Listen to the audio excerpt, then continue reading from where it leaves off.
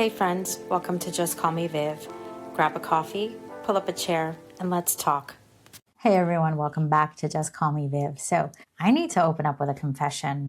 I actually went to my senior prom alone. Now, before you feel sorry for me, I don't want any pity. Don't. I need you to understand something really important about me. This was not a movie moment. Like, nobody stood me up. Nobody broke my heart. I was not making a feminist statement, although honestly, in hindsight, maybe I was. The truth is really less dramatic. And for me, I just didn't feel like coordinating the entire thing, going with someone, or getting a date for the sake of getting a date. This was back in 1993. Oh my gosh, I remember this. My senior class decided, I was part of the planning for the prom, and we had these champagne flutes that we had a word printed on them from a song called Comforter. Hindsight is always 2020. It probably wasn't the best choice for us. But anyhow, it was a time when you had your dress made by someone and you matched the corsage to the guy's tie, and you had to figure out a limousine, and you spent the entire night managing someone else's experience while simultaneously you're trying to have your own good time. And for what? To stand next to someone who was probably really not interested in spending time with you and pretend that we were having a beautiful evening together. Actually, one of my friends was stood up that night and we drove by, and he was in a Jeep with his friends. So I wasn't willing to do that. And so I went alone. And honestly, I had a really good time. I was with my friends. I had the dress of my dreams, the one that I wanted, and it was a good dress. I danced and I laughed. And I was absolutely, I think, fully part of that night. But I was also, I would say, watching it. I remember standing there while couples lined up for photos and, the awkward hand placements when you're posing, like we're so in love or we'll be dating after high school, that kind of energy. That's always the energy that's accurate about that time, in the spring, senior prom. I was having fun, I was in it, but I would say there was also this part of me that was just slightly to the side of the whole thing, just taking it all in. And I always take a lot of things in when I'm in those large spaces, not judging, I'm not sad or not wishing at that time that I had a date. I was just observing. And I remember having this thought, am I supposed to feel more inside than I do? And again, it's not in a sad way, more like a genuine, curious question, like I was checking in with myself about whether something was missing or finding out actually that I wasn't missing anything. Nothing was, I just happened to be wired to watch the room a little while I was in it, if that makes sense. And I'm sure for those of you who can relate, a lot of our experiences, especially in those larger gatherings, feels that way. And that thought has always persisted. Am I supposed to feel more inside than what I do? And it turns out that I've been carrying that question around for a very long time. And if I'm being honest, so have many of you. So today I want to talk about something that I think is going to resonate for many of you, especially if you've ever felt like you were fully present in a room and somehow also slightly outside of it at the same time. And it's not loneliness, you're not being antisocial, and you're not broken in any way. You're just kind of adjacent. The wallflower experience. And this topic really came up, or the idea sparked, because I came across an article that made me feel really genuinely seen. And I wanted to share this information with you.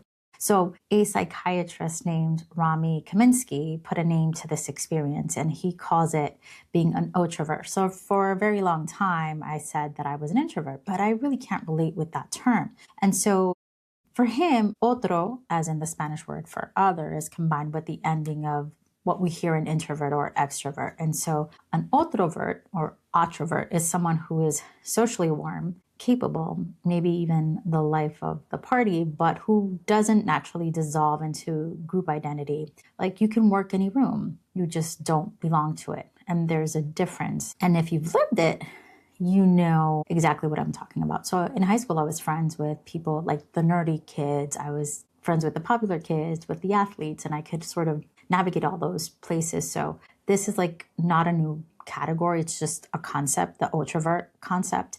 But it lands because this has been peer reviewed 17 times and it accurately describes something that I've been living without the language. And for me, this is what it was. So here's what I want you to hear, because I think this is like the important part, that little membrane between you and the group that you've always felt, that thing that makes you feel slightly adjacent or like a wallflower. That's not a flaw. It's actually what makes you perceptive. And I think that has always been a really good gift, perceptive. I'm a great observer.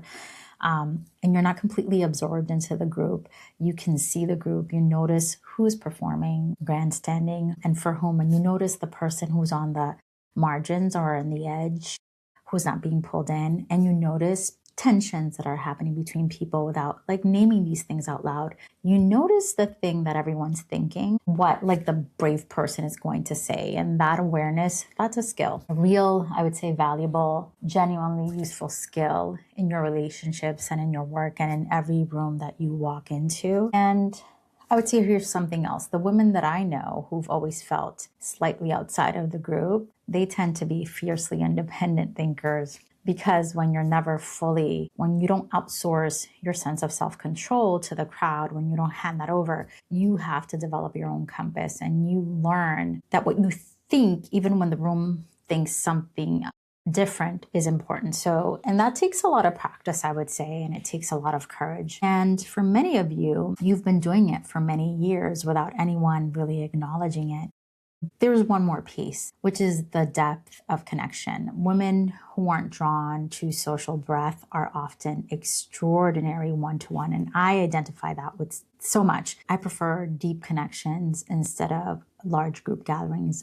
I tend to listen, and so women like me tend to listen. They ask genuine questions. They have conversations that actually go somewhere, and you don't need 50 friends. I don't need 50 friends. You need like 5 real ones, and are genuinely content having those. And so I would say that's not a consolation prize. That's a different way of being in the world. And it's a good way, I would say, of being. Now, here's where I get a little real with you, because I think this is especially true for those of us who are in a season of reinvention, especially as we get older. Something happens in your 40s and 50s.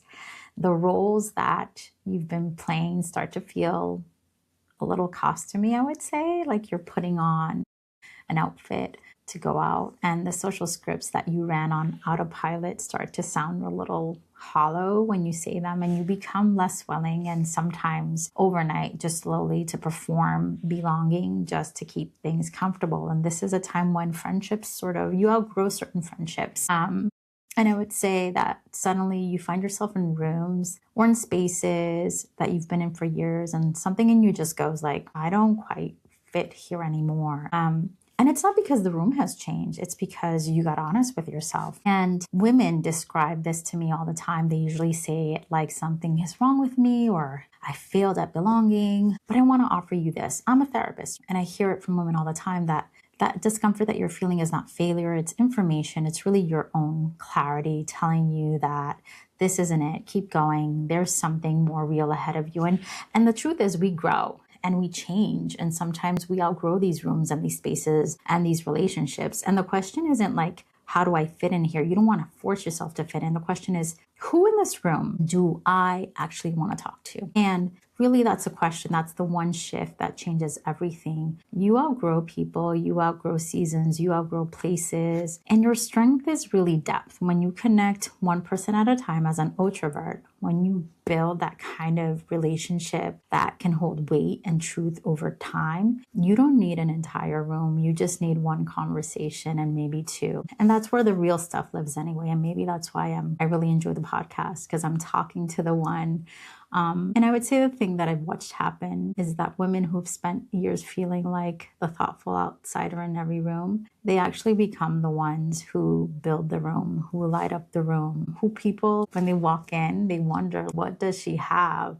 And these aren't the rooms where people pretend or perform or are putting on a show. These are spaces where people actually feel like they can be themselves, where no one has to like pretend that everything is fine. They can be vulnerable, where you can have that conversation that is real.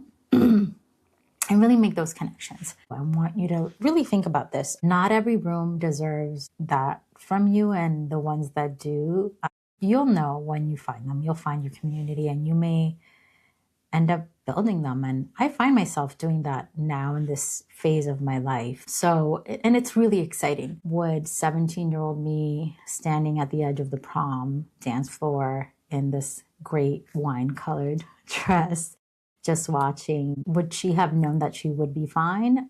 Probably not, but she was fine, more than fine. And she was paying attention to the room. She was carefully watching. And I think that was probably the most useful thing that she could have done at 17, at that age, and again at 22 and 30 and 40 and now at 50. If this episode resonated with you, share it with your friends, your person, that thoughtful friend who always seems like she's slightly watching the room, and because she needs to hear this too. And please like, subscribe, and support. Leave me a review if you're listening on other platforms, and send me a message. Because if you're in a season, I would say, of figuring yourself out, where you actually belong and who you actually want to become, that is exactly the work that I love to do the most. Thank you for being here. I'll talk to you soon. And until next time, take care of yourself. Bye.